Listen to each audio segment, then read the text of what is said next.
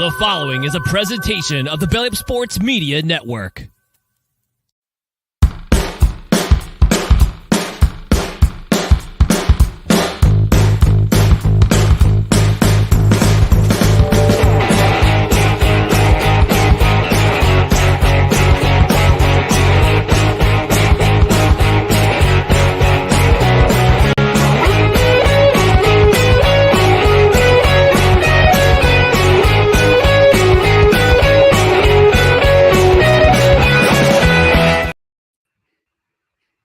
And we're back live and 1,000% much better than Saturday. Welcome to No Credentials Required, where you don't need a press pass to talk sports. We're presented by Belly Up Sports in association with Gozilla Media. My name's Ryan McCarthy. I'm one of your hosts, and to my right is a man who is already being compared to Thomas Patrick Edward Brady III as one of the greatest of all time. What he's great at, we don't really know. Dustin Henry. Dustin, how are we doing tonight? I'm doing all right. I don't really know what I'm great at either. We'll figure it out. Maybe by the time I hit 50, I'll figure something out. I don't know. But glad to hear that you are doing much better.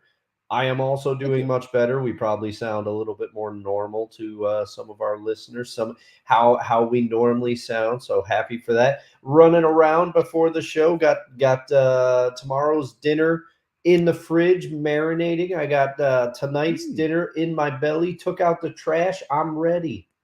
All right. Well, I know what my dinner plans are for tomorrow night, but yeah. in the meantime, I don't even know what I'm making yet. I don't care. I'm coming over.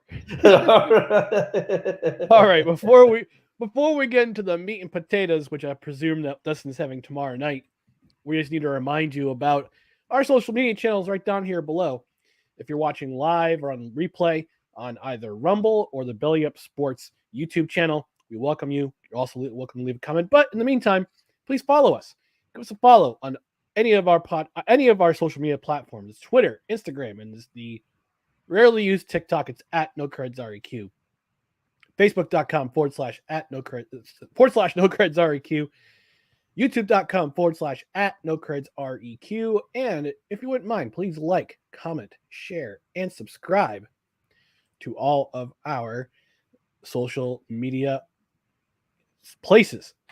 On the podcast side, if you're listening on the podcast side, subscribe to the podcast on either Apple Podcasts, Spotify, Spreaker.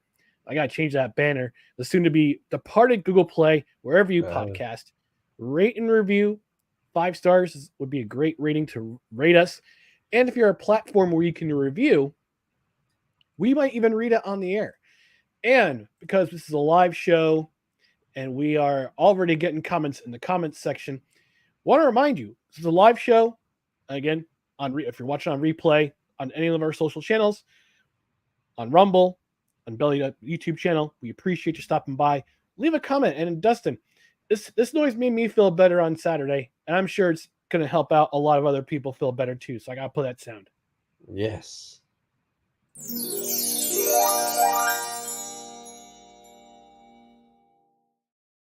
Right, folks, engage with the show. We want your comments. We've already got our obligatory sports ball comment from Sapna joining us from the Midwest, and Snowman saying sports ball. Hey, how about the 49ers? We'll get to them briefly, Snowman. We'll get to them briefly. But before we do that, we got to talk about the AFC side of the championship bracket. We got to talk about the Kansas City Chiefs and the Baltimore Ravens that took place on Sunday afternoon. Kansas City wins 17-10. They advanced to their 4th Super Bowl in the last 5 seasons. Dustin, I'm going to have you lead us off here. Dustin, what were some of your thoughts about this game? And just take us through what the emotions of what you were watching. Oh, man. Okay.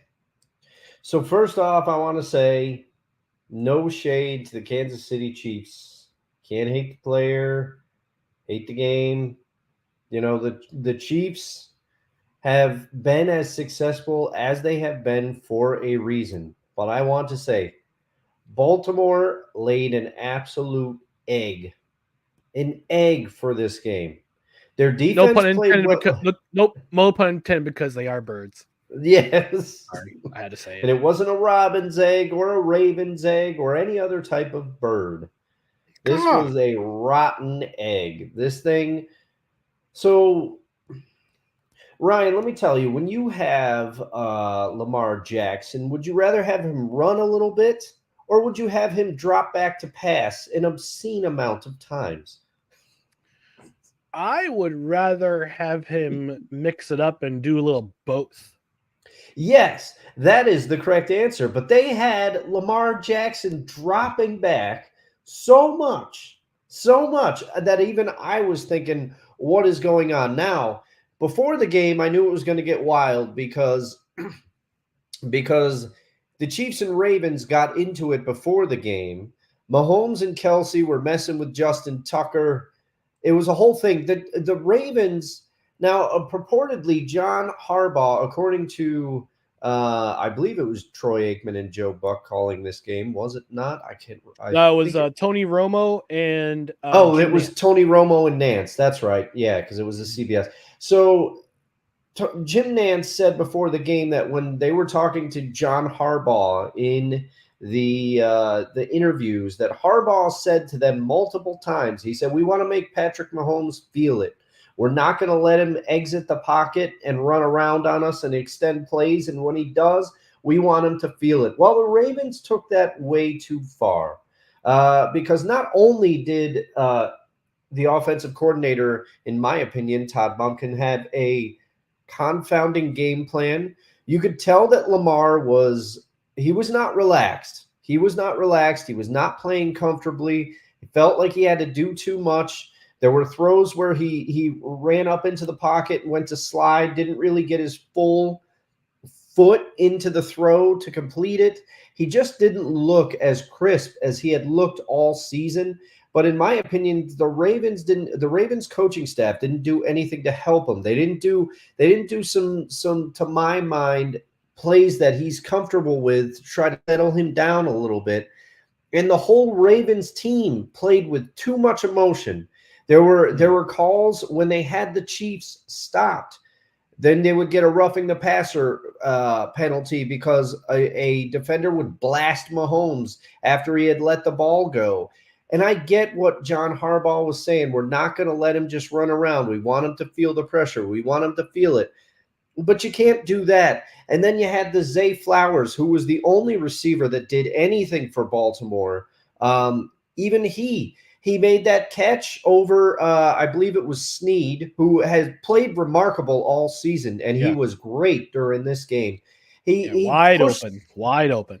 yes, and he pushed Snead down to the ground and then flexed over him. You can't do that. That's going to get called every single time. And then we'll get into the play that happened later, but Zay Flowers was involved in a huge play and he was stripped, I believe, by Snead. And after that, I get it. It's a game of emotion. You're frustrated, but he banged it. He was clearly rattled. He banged his hand on the bench, cut his hand on the bench. Odell Beckham didn't get a look until the third quarter. Now, say what you want about Odell, but he's still dynamic enough at this stage in his career. They didn't even look to him until the third quarter. There were a lot of things. The Ravens felt like they were playing desperate and they were trying to, I don't want to say out tough the Chiefs or prove to the Chiefs how tough they were, but they played like they were afraid that they were going to lose that game from the outset. Even Mhm. with they're trying to get Ray. They have Ray Lewis come out at the beginning of the game, and then right at the end of the half, they turn out the lights and they have Terrell Suggs come out like this is Monday Night Sizzle. Raw. Like it's ridiculous. And meanwhile, the Chiefs are just doing what they do. Steve Spagnuolo's defense did a great job shutting down the Ravens. The Travis Kelsey, he may have had a down season by his standards, but he's back. He was Mahomes' Mhm. safety valve many times in this game. It seemed like any time, especially early, the Chiefs needed a big catch. Kelsey was the one getting them. They went for it on fourth down. Kelsey converted. It was just, it was a clinic by the Chiefs. Their experience shown through in this game. But to me, the Chiefs played well enough to win, especially defensively, and they were able to get pressure on Lamar Jackson a few times, and actually sacked him twice, I believe. But the Ravens also did a ton to lose this game. Just too emotional, couldn't regulate it. Some horrible penalties at inopportune times, and here we are with the Chiefs heading to the Super Bowl for the AFC. Yeah. I'll go into my thoughts about this game. But first, I want to preface this with a quote that was on Saturday for the Royal Rumble. I watched the Royal Rumble on my Peacock subscription on Saturday night. Yeah, there was not a whole lot on, so I'm just like, you know what? Let's watch the Royal Rumble. And the thing is, with wrestling, I don't dabble too much in it anymore. Like, I'm not hardcore obsessed with it, but I still follow it. Simon Miller, the bald a-hole, just like me, love that guy. Ups and downs. Watch that guy. He's awesome. But I watched the Royal Rumble. I watched the entire thing. And the lead announcer, Michael Cole, said this about Roman Reigns and his 1,249 days as WWE champion. He said this, quote, "We love to hear the discussions from WWE's about, well, Roman Reigns doesn't defend every week. Roman Reigns only defends the title every couple months. Here's what I say about that. Beat him. At the end of the day, say what you want, complain about it. Doesn't matter because Roman Reigns' record-setting now 1,249 days as WWE champion continues." And that's what I'll say about the Kansas City Chiefs. You complain about them we've talked about how we hate this team now. We now hate this team. I said on Saturday in my flu haze that I'm comparing this team to what the Patriots used to be. They used to be at it every single year. Every single year they were in the thick of it. In the playoffs, all the way up to the championship, and now the Super Bowl. We complain about it. We say how much we hate this team, but at the end of the day, you have to beat him. And again, I'm just going by what Michael Cole said about Roman Reigns the other night. At the end of the day, say what you want, complain about it. It doesn't matter because the Kansas City Chiefs are once again AFC champions until somebody beats them, until somebody else beats them. And the same applied in this game. We talked about how the Ravens could win the game if they controlled the clock early. The script got flipped. It got flipped. And the Kansas City Chiefs went out and did just that. In the first two drives, their first two drives, they absolutely won time of possession in this game. Yes. The first two drives were, if we do some real-time research here, as we are wont to do on this show. Yes, it is one of our trademarks. Yes, it is. Trademark. First drive, 10 plays, 5 minutes, 45 seconds. Result in a touchdown.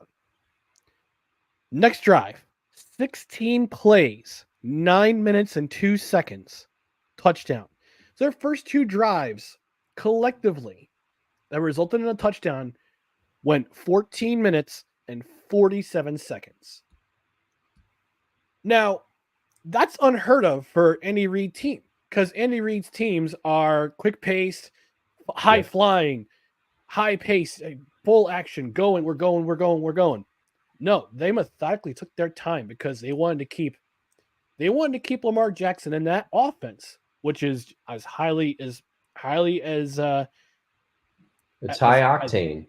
It's high octane. Yeah, it's a high octane. It's high octane when they need to be, which they did respond after Kansas City's first touchdown with a quick touchdown of their own. Mm-hmm.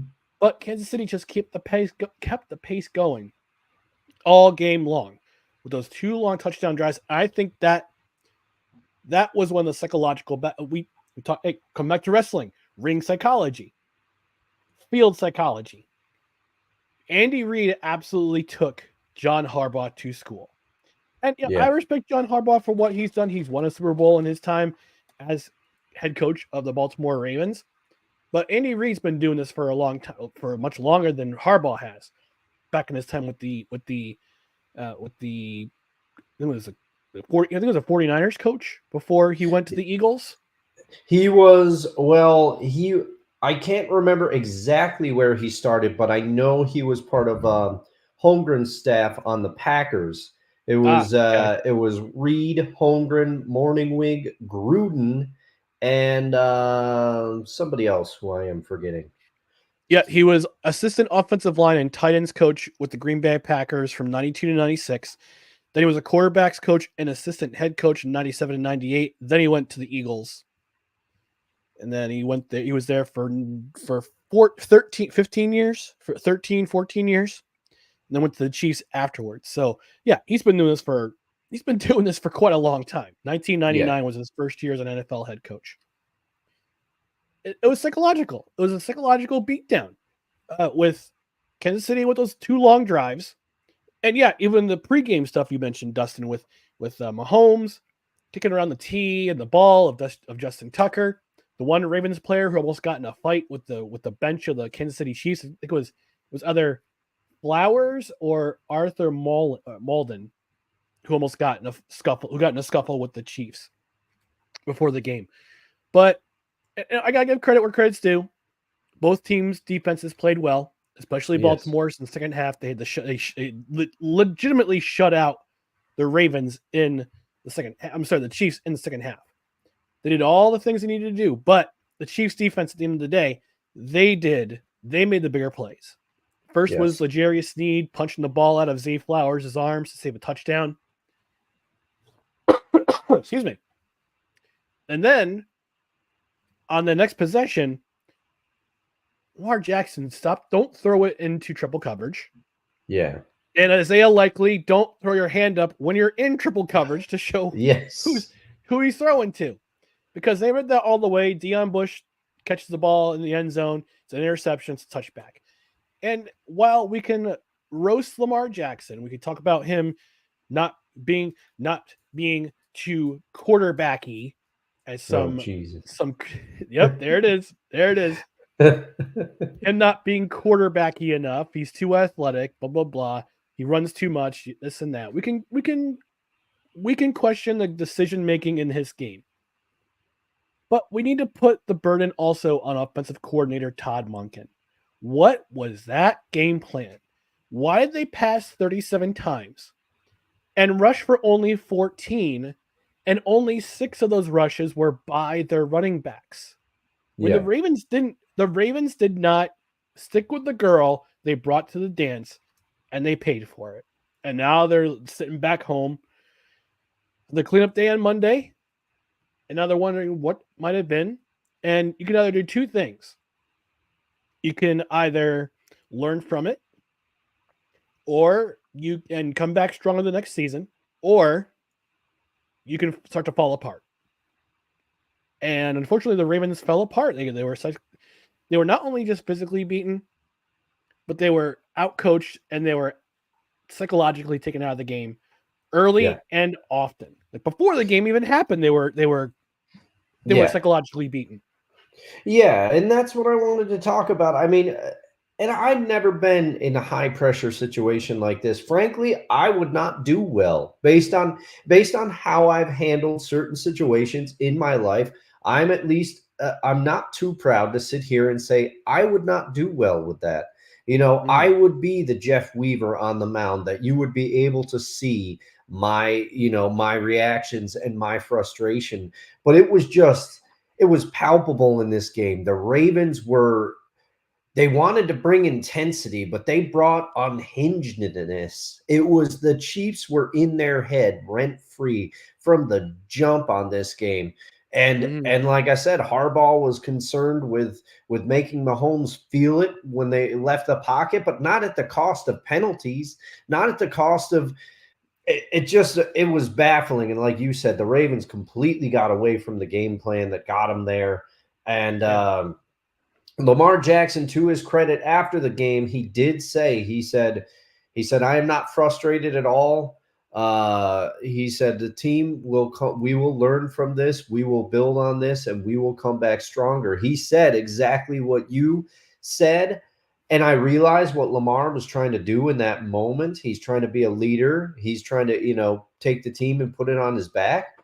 but that just didn't jive. If you watched his body language in that game, he was throwing helmets. He was Everyone frustrated. was throwing helmets. Everyone was Yep. throwing helmets. Zay Flowers with that. Look, I'll give him credit where credit's due on that long pass. Yeah. 3 plays there, he went with it fumbling.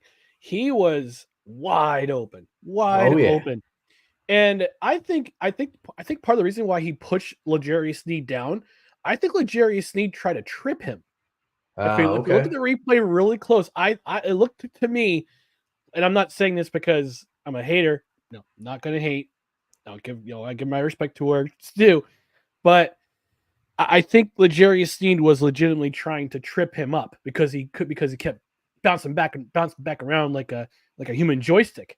So that may be why Flowers got a little bit too hyped up and stood over him and spun the ball in his general direction.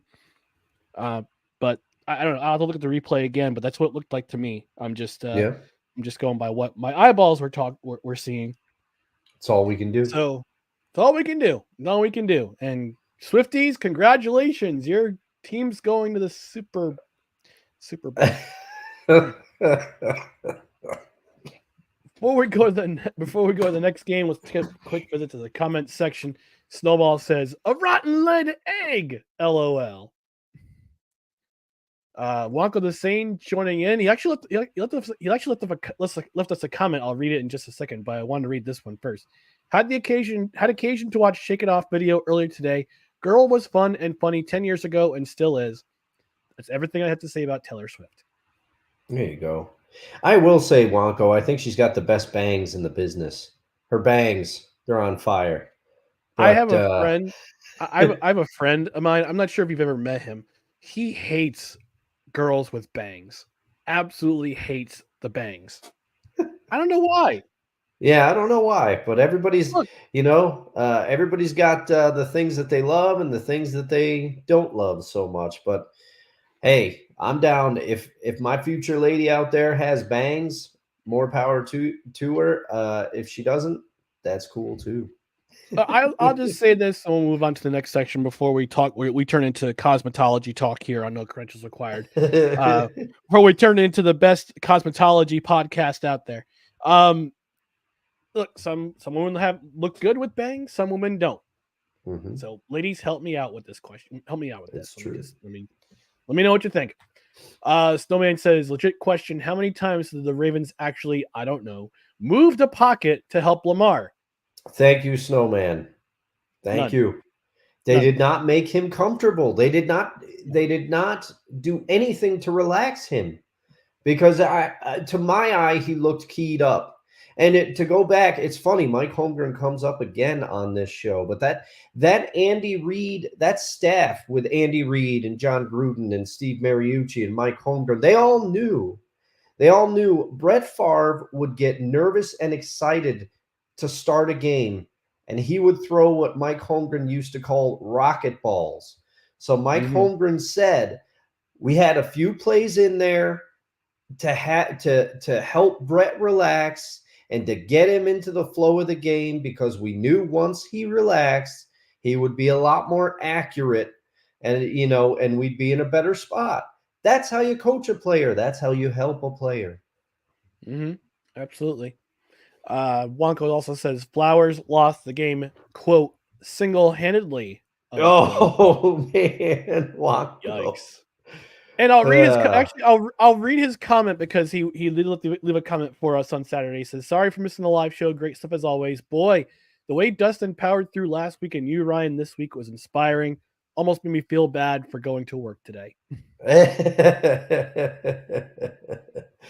Oh man, we appreciate it, Wonko, always. We do. We appreciate you, Wonko, tuning in pretty much every week. Kitnam's in saying sports ball. And then Wonko, one more comment from Wonko. He says, did not see it coming, but feels like Casey had the best D, not just Sunday, but the whole playoffs. No, we're on the same page. Yeah. We're on the same page. All right, moving on to the late afternoon / nightcap of the championship weekend of Championship Sunday, Detroit at San Francisco. I'll lead off with this one, boy. Julie from Michigan. I know you're watching either live or on replay. I know you're brokenhearted. I know it's getting, and also our buddy Captain Lou, friend of the show, Yeah, Captain I was Lou, gonna say it's gonna be tough for Lou too. and Belly Up Sports co-founder Mike Brown, as well as Zach Mack, who are on the Motor City Realist podcast, which is another Belly Up Sports podcast. Check them out if you're a Detroit sports fan. Yeah, I feel for them. And again, I feel bad for Lions fans because, like myself, who's a Jets fan, they're fans of another star-crossed franchise, and this Lions team gave their fans so much hope in that first half, and I was beginning to believe too. I was beginning to believe. I mean, it was just shocking in the way that they were absolutely smashing the 49ers on their home turf. Yeah. And I think what saved the 49ers in this game was the fact that they did not let the Lions score a touchdown on their final drive in the first half. They only held them to a field goal. Also, CJ Johnson, CJ Gardner Johnson, I think. Yeah, as soon as I saw him wave to the sideline after they went up 21-3, I said, "Oh no, that's not good. That's not good." And by the way, Lions fans, he's a free agent, so I'm sure you'll be happy to see him go after what he did on Sunday. Between that and that weird penalty on the interception, he got called for a blindside block. That's a weird call. Yeah, that was a weird call. Yeah, it seems like we always go off on the officiating too much, but sometimes there's still decisions that make you scratch your head. Yeah, that was weird. Now, let's flip it to the next half. This was literally a tale of two halves. And I think if the Lions had scored a touchdown instead of kicking a field goal, this game was over. This game was pretty much over. I thought it was all they had to do was kick field goals. They wouldn't have to score another touchdown. Just kick field goals. Their defense do their dirty work. And then came the bounce. A literal bounce. A lucky bounce that literally saved the 49ers season. Led to a touchdown. Then, when I thought that the Lions were going to try to respond with a touchdown on their own. That's the first drive of the second half for the 49ers. They really needed that touchdown. They really needed that touchdown. Yeah. They really needed it. I mean, yeah. Say what you want. It's a lucky bounce. Sometimes the bounces, the breaks come to those who get them. I believe it was Branch Rickey who was the man who brought in Jackie Robinson to the Brooklyn Dodgers, who said, and I paraphrase him, luck is the residue of design. So there's a design play.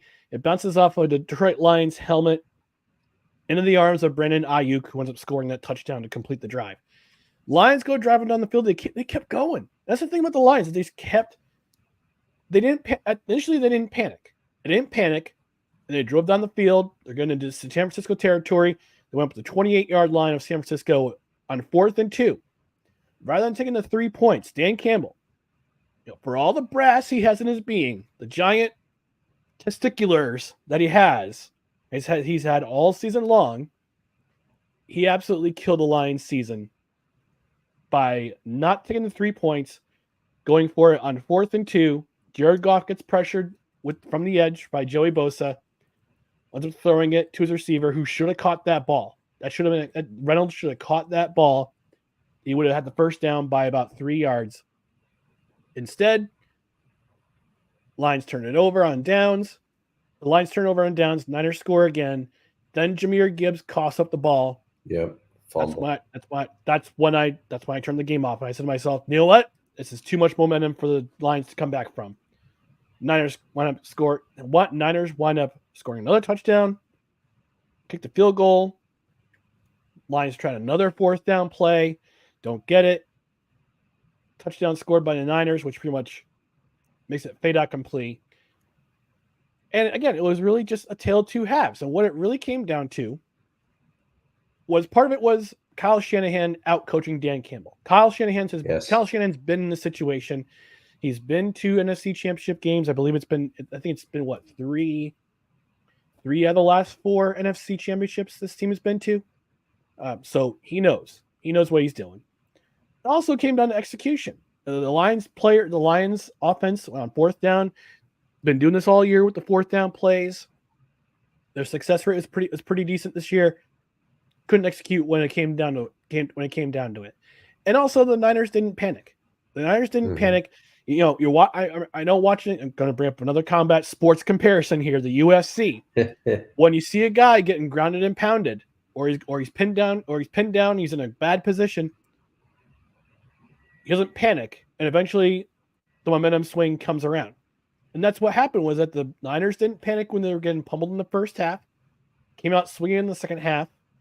When the Lions felt the momentum swinging, the Lions collapsed. And again, like I talked about with the Ravens game, I think this team, collectively, I saw a stat where collectively as a team, the Niners had 73 players among them who had or 73 games combined the Niners had in championship game experience, and the Lions had only 7. So again, Dan Campbell, and good news for Lions fans, Ben Johnson is going to stay in Detroit. He signed a new contract today. He's not going anywhere to take a coaching job. He's staying in Detroit. So that should solve the wound just a little bit, but still, I mean, you could do one of two things. You can either let it be a learning experience and come back stronger next year, or see that the window's closing and blow it up and try something different. But I think this Lions team will be back. Will be back next year. But as for right now, 49ers are back in the championship saddle. Yeah. And I mean, you touched on a lot of what I want to say. The only things I'll add is that, and first of all, Snowman, we know this is no shade to your team. I will give them their flowers. I will talk about what they did and how resilient they were to survive that. And Snowman, it hurts for Dustin because he's a Seahawks fan. Yes, it does. It does pain me to say this, but you know, the essence of the Niners not panicking. You can look at one Brock Purdy. He's still a young quarterback. What everyone says that, you know, some people argue, is Purdy just a game manager? I would say no, he's more than that. But he himself showed a modicum of experience. He did not panic. After he threw that pick, after that, he played very well. The Lions had all that momentum. And to me, the onus on this game, and I understand, you got the Jahmyr Gibbs fumble. You got a couple of key drops. Like you said, Reynolds should have caught that ball. Could have changed the whole momentum of the game. But we gave him a lot of praise, and now I got to get on him a little bit. I tried to tell you earlier in the season, Dan Campbell, I tried to tell you to cool it with the fourth downs. Cool it with going for it. I know it's your personality. To his credit, Dan Campbell tried to stick with the methods that got him there. But the way he executed them was so poor. I'm sitting there as the Lions are crushing the 49ers in the first half. Nothing is going right for the 49ers. Dan Campbell gets within striking distance. And I'm thinking he's going to go for it on fourth down. They're already up 21-3. They're going to put their foot on the gas. And he elects to kick the field goal there. To me, that was a 100% Dan Campbell. You want to go for it? Go for it right there. That's your team is chance. Throttling. That's your chance. Yes, that is where you should do it. Your team is throttling the 49ers. If you don't get it, then you can rebound and come out in the second half. But you kick the field goal there after weeks of going for it on fourth down. And then after the bounce, the Niners, they did not flinch. And I have looked at the clips. You can see it. George Kittle said he went up to Brock Purdy. I saw it this morning. He went up to Brock Purdy on the sideline, and he said, keep talking to the guys. I can't wait to say they had us in the first half. Not going to lie, but we're going to come back and beat them. He predicted it. He predicted it, and the Lions played right into their hands. The Niners did not flinch. They took the punch. They took the punch in their home stadium, and they came out ready to punch back. The Lions played like they were surprised to be in the position they were in, because that's the chance. That's the spot where you go for it, Dan Campbell. The two spots where you went for it subsequently were terrible. You know what a field goal would have done? It would have stopped the bleeding somewhat. The 49ers were coming back on you. Points on the board at that point. Get points on the board. Calm your team down. But you went for it in these terrible spots. And I'm sorry, Dan Campbell, but you cost the Lions the game. Yes, the players had some mistakes. Yes, there were collapses. There was the fumble. There were some drops. There were some catchable balls that did not get caught. And the Niners smelled blood in the water because they're sharks. They have experience. But Dan Campbell, that is one of the worst decisions. Why did you not go for it when you've been doing it all year in the spot where you should have gone for it? You had the game in hand. You had momentum, and you threw it away. You threw it away, and then you decided it was almost like you were throwing mud at the wall. You're like, oh, no, they're coming back on us. They're coming back. Here's what I'm going to do. I'm going to do it now. It's too late. It's too late. Yeah. The Niners defense is too good. Yeah. And as soon as that fourth down happened, that first fourth down gamble happened, you could see an entire city, entire state rather, of Lions fans doing this.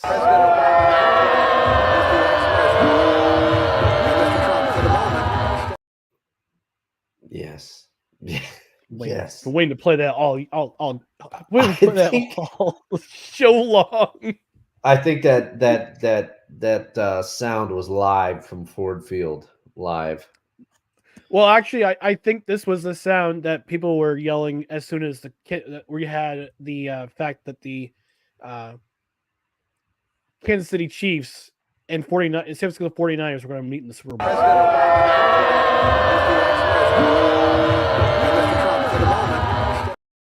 Oh, and one more thing. We take you live to Raider Nation, where they find out that their chief rival, no pun intended, their division rival, Kansas City Chiefs, and their former across the bay rival will be meeting in their stadium on February 11th.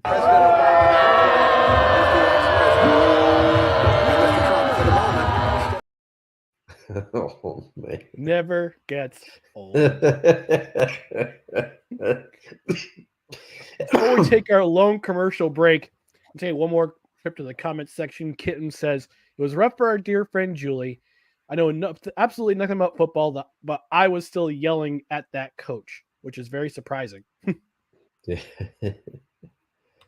Snowman chiming in, San Francisco. Yeah, good for you, Snowman. Oh, it's true. And I mean, this is what I didn't want to hear for the next 2 weeks between Swifties and Snowman going off about the Snowman. Love you, buddy. Love you dearly. But I gotta bust your chops on this. But if they win, even until September. Yeah, and I mean, congrats. I don't want to take things away from the San Francisco 49ers. I have no love lost for them. They're the chief rival in the division. Looks like they're going to be the kings of the division for a while. Or it could be the Rams coming up, because the Rams showed they still got some juice left. And the Cardinals. So basically, I'm saddling up for it to be a long couple of years in the division for my Seahawks. But Brock Purdy, he made some key plays with his legs too, to extend, to really take the air out of Detroit. I'm happy for Christian McCaffrey, who toiled away for years on Panthers teams.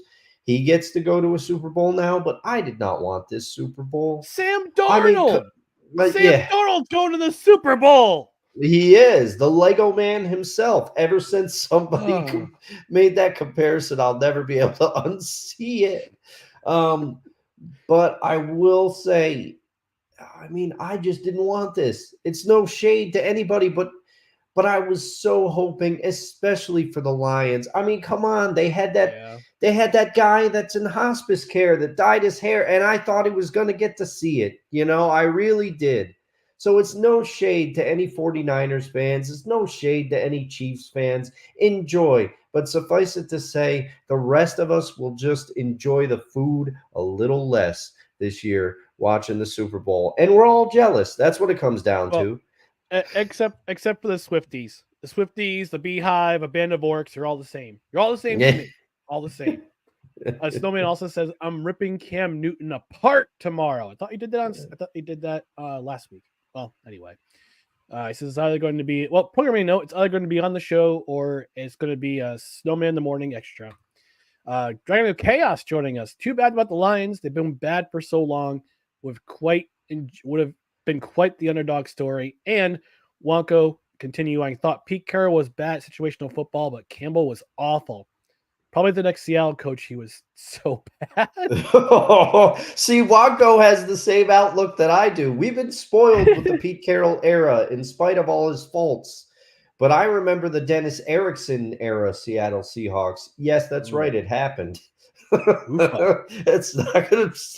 I just got a bad feeling. And yes, the Jim Mora Jr. era. We don't speak of that one. Oh, I think he's coaching at UConn now. Yeah, I think so. Yikes. All right, we're going to take our long commercial break, but when we come back, I've got a rant because there's one thing I'm really sick of, and I need to get it off my chest. Otherwise, it's going to stick there, and it's not going to be a healthy therapy session tomorrow. So stay tuned to No Credentials Required. Are you ready to elevate your sports betting experience? Look no further than DraftKings Sportsbook. Why choose DraftKings Sportsbook? Unmatched variety. Bet on your favorite sports leagues or discover new ones to follow. Live betting. Test your instincts and feel the adrenaline as you bet in real time while the game unfolds. Promotions and boosted odds. DraftKings keeps the excitement going with a range of promotions, odds boosts, and special offers. And a user-friendly interface. Whether you're a seasoned bettor or new to the game, DraftKings' intuitive platform makes placing bets a breeze. Ready to dive in? Belly Up Sports has partnered with DraftKings Sportsbook to give you an exclusive offer. Sign up at dkng.co/BellyUp150 and new customers will get $200 in bonus bets instantly when they bet $5 or more. Don't miss out on this opportunity to take your love for sports to the next level. Sign up today and let the games begin. Please gamble responsibly. 21 years or older. Eligibility restrictions apply. See website for details. That's right, folks. Even if you can't have fun watching the Super Bowl this year because of the two teams that are in the Super Bowl, you can at least have some fun by winning some cold hard cash on DraftKings Sportsbook. There we go. On DraftKings Sportsbook, we have an exclusive offer for you. If you go to the link in the description, which is www.dkng.co/BellyUp150. If you're a new customer, provided you're in a state that has legalized sportsbook, you will get, with your first $5 deposit, an additional $200 in bonus bets. I mean, what's the one thing that's great about the Super Bowl? Prop bets. Prop bets are coming. We'll talk about our favorite prop bets. That's an entirely. Oh my, we might lose our affiliation after this. But prop bets. We'll talk about next Saturday for the Super Bowl preview. Some of the fun prop bets that are going on with this year's Super Bowl, as we always have. But have some fun. Bet responsibly. Gamble responsibly, first of all. But secondly, if you're a new customer, go to dkng.co/BellyUp150. You sign up today. You put your first $5 deposit in. You get $200 in bonus bets. Again, please gamble responsibly. And go to the website for more details. All right, Dustin. I gotta get something off my chest. And I don't know if you have something to get off your chest too. You're more than welcome to join in with my rant, or you are more than welcome to have a rant of your own. And we kind of talked about it. We were talking about bringing back the list because we had a list of quarterbacks we wanted to talk about who have never won a Super Bowl. But after hearing some of the nonsense I've been hearing the last couple of days in reaction to the AFC and NFC championship games, We got to talk about this. And I'm going to take the screen for. I'm going to go solo for a second. Yeah, I cede the floor to you, sir. Thank you. Please, dopey pundits, whether you're on the 4-letter network or on Fox Sports 1 with Drip Bayless, Ski Up Bayless, or Nick Wright, or if you're on the 4-letter network, stop the comparisons to Tom Brady. Or for that matter, any legendary athlete. Stop the comparisons. Ever since we got the Super Bowl participants decided, dopey pundits, again, either on the 4-letter network or on Foolish Sports 1, have made all sorts of comparisons of Brock Purdy and Patrick Mahomes to Tom Brady. Let's have some real talk for a second, guys. Brock Purdy's in his first Super Bowl. It could be the first of many. It could be the only one. We really don't know how this career will pan out. So far, so good for him. Congratulations, dude. Patrick Mahomes is in his 4th Super Bowl in 5 years. He's won 2, going for his 3rd. Great. Good for him. Congratulations. Have yourself a cheeseburger with Andy Reid if you win the game. But for as much as I dislike Tom Brady when he was with the New England Patriots, I can respect his greatness for the fact that he won 7 Super Bowls and went to 11 of them. And he even won a Super Bowl with that Bill Belichick, who is regarded by many, I'm not really sure why, as the greatest coach of our era. Although Andy Reid is quickly on his tail. Now, remember when Harold Miner, I'm old enough to remember when it was a basketball player by the name of Harold Miner, played at USC. Talented guy, spectacularly talented guy. But everyone kept comparing him, saying, oh, he's the next Michael Jordan. His game is similar to Michael Jordan's. Stop. The only comparison Harold Miner had to Michael Jordan, and God bless him for going to the NBA, it's more than what I could have ever achieved, was the fact that he dunked like him and had the same hairstyle, and that he had none at all. He was bald. Shaved his head bald. Those are the only 2 comparisons. That's where they ended. But again, with these dopey pundits on the 4-letter network and Foolish Sports 1 farming for engagement on social media, saying Purdy and Mahomes are just like Tom Brady. Stop it. You want a comparison of greatness? Appear in 11 Super Bowls. Play for 23 seasons. Until then, stop the comparison game. And then to add, to any athlete, pre-draft, like before you get drafted by a team, if you get asked a question by one of these journalists who say, well, your game is being compared to this person, and if you say, I don't want to be the next this, I want to be the first me, I will buy your jersey as soon as you are drafted. Dustin, anything to add? Well, other than the fact, and I'm not gonna rant because I already kind of ranted on Dan Campbell. That was mostly what I was gonna rant about, and his philosophy of going for it on 4th down, but he didn't do it in the perfect opportunity that he could have done it, and it would have made perfect sense. But I completely agree with you on these leaps. Everybody wants to anoint the next this person, the next that person, and it's not fair to that person either, because then it saddles them with that expectation, moniker, or trying to live up to that moniker. You want to know that the story that and this is going to go a little bit off topic, bear with me here, but this is the craziest example that I could ever think of this type of stuff, because people have been comparing Tom Brady. He's going to be the standard that people are looking at now. It's going to be everybody's going to be looking for the next Tom Brady. It's just like I've made this comparison before, but in the early 90s, when the grunge movement hit and Nirvana broke, the labels were looking for the next Nirvana. That's what they wanted, the next Nirvana. That's what they were chasing. Jordan has been the sports equivalent of that for many, many moons now.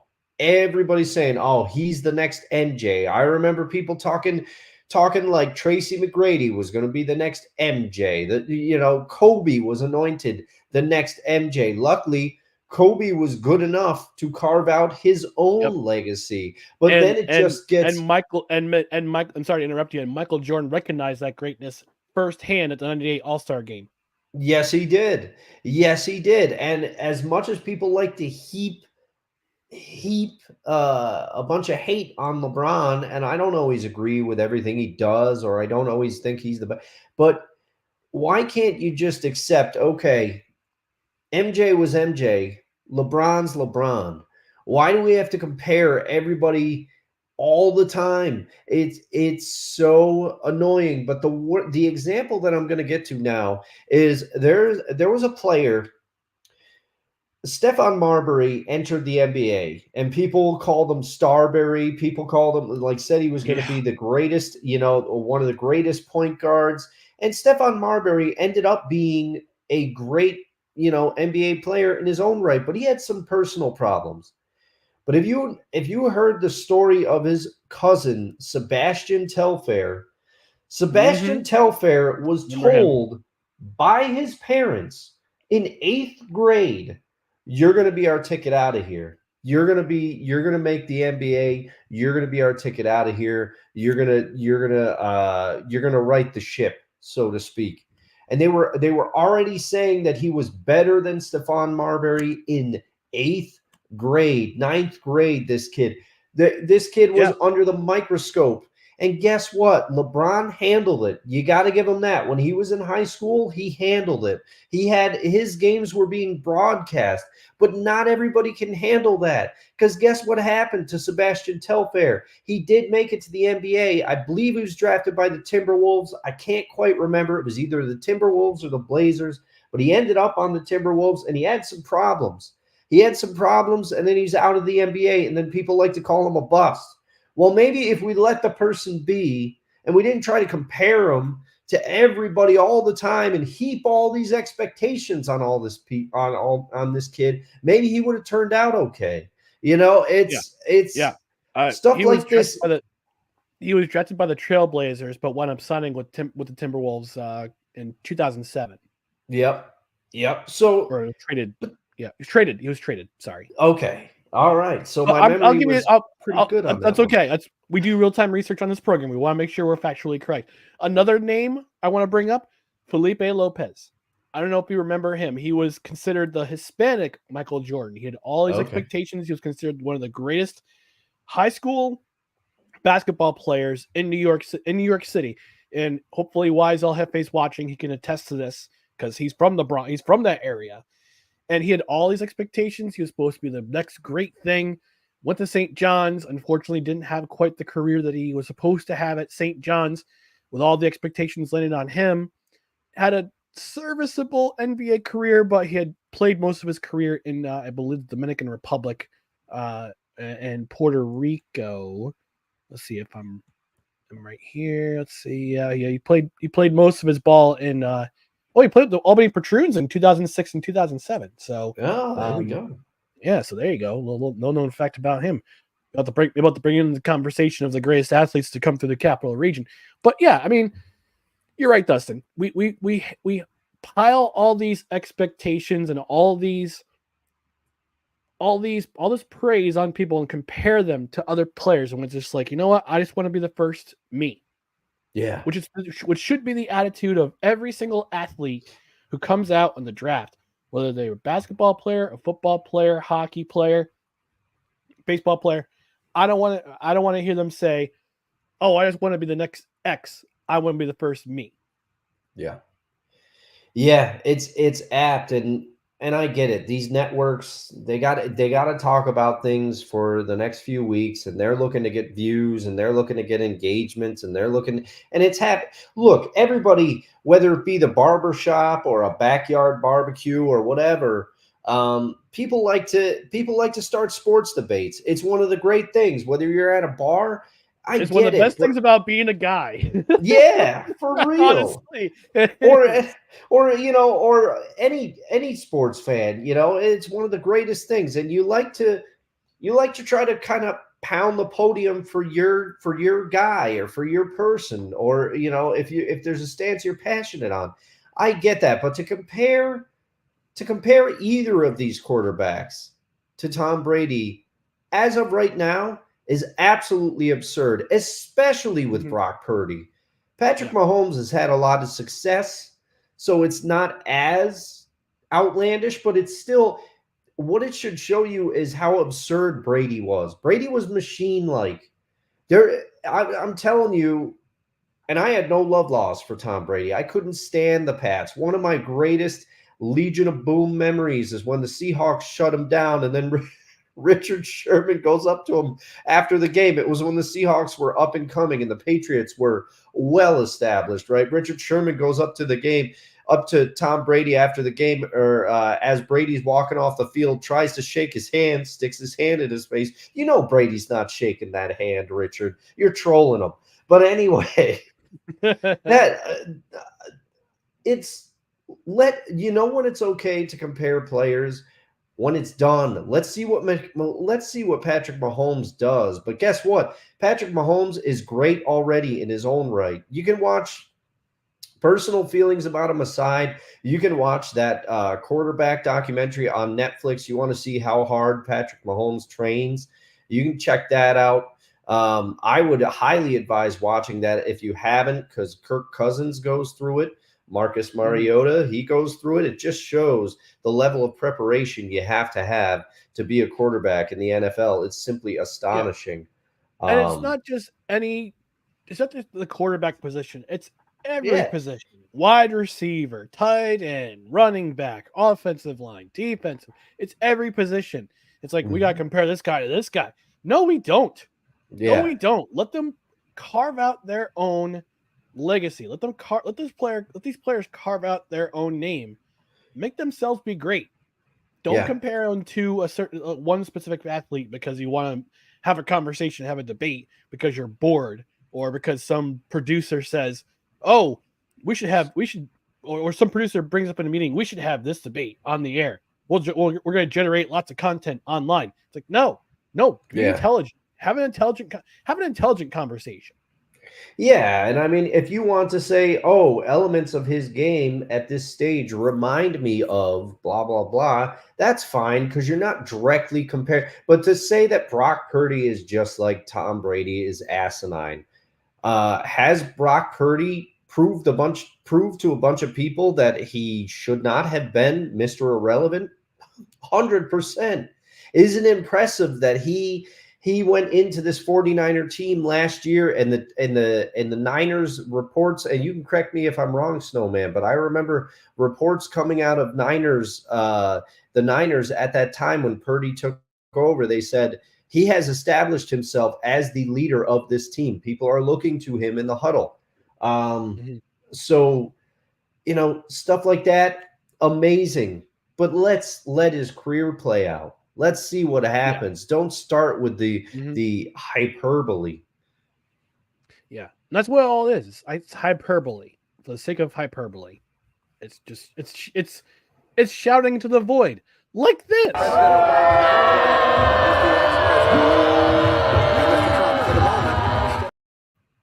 And I mean, while we're on the subject, Skip Bayless, I put in a separate category. He's just gonna do what he always does. He's his own kind of special, kind of stupid. That's what he is.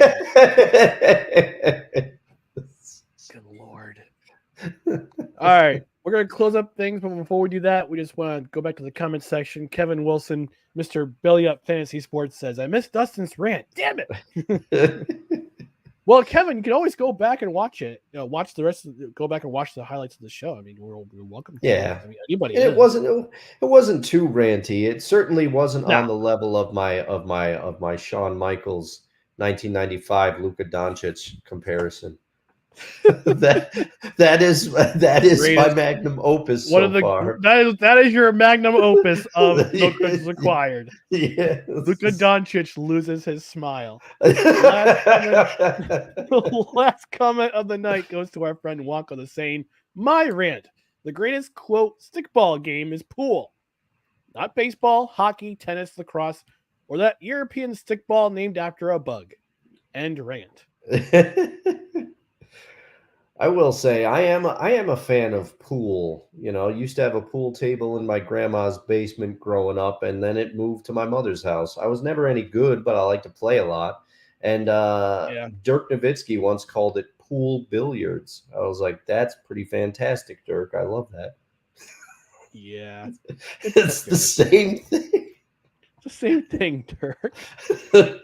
Yeah, I like pool billiards. He is a treasure. He is a He treasure, is Dirk Nowitzki. he is an NBA international treasure. Yeah, yeah. Before we get out of here, I just want to remind you about our social channels: Twitter, Instagram, and TikTok at NoCredsREQ, Facebook.com/NoCredsREQ, YouTube.com/@NoCredsREQ. Follow us on our social media channels, and as always, please like, comment, share, and subscribe to all of our social media channels. Also, to those who've been watching the replay on Rumble and the YouTube Belly Up Sports YouTube channel, we thank you for joining along. Please make sure to follow us here. On the podcast side, subscribe to the podcast on Apple Podcasts, Spotify, Spreaker, the soon-to-be departed Google Play, wherever you podcast. Rate and review. Give us a 5-star rating. And also, if you're on a platform where you can review, we'll even read it on the air. We'll be back on Saturday for another edition of Saturday Brunch. However, programming note, no show next Tuesday because I will be at a speaking event. I'll be going at Proctor's Theater, attending the Dr. Jordan Peterson lecture. I'm sure Dustin will have something else in mind, but next Saturday we're gonna have our Super Bowl special. We're hoping to bring back some special guests from last year. We had Cole Johnson last year. We had Jared from Corner Booth on last year. We might bring on some other panelists, but we're hoping to bring back some guests. So next Saturday, 10 a.m. Eastern, is our Super Bowl preview. So until then, thank you for tuning in to No Credentials Required, where you don't need a press pass to talk sports. We are presented by Belly Up Sports in association with Gozilla Media. For Dustin Henry, I'm Ryan McCarthy. Thanks for joining us, and we'll talk to you on Saturday morning. Good night, everybody.